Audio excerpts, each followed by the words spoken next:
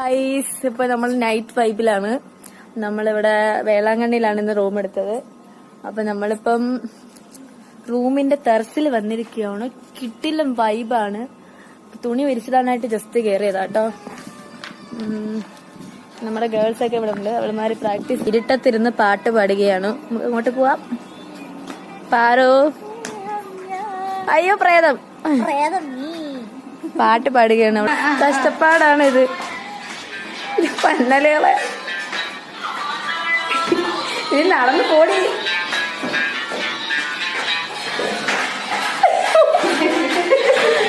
അമ്മ ഇറങ്ങി ഇറങ്ങി. ഇത് ശരിയാ അമ്മ. അയ്യോ മതി മതി മതി, ഇറങ്ങി ഇറങ്ങി. നമ്മള് എല്ലാത്തിനെയും അകത്താക്കി. പാറു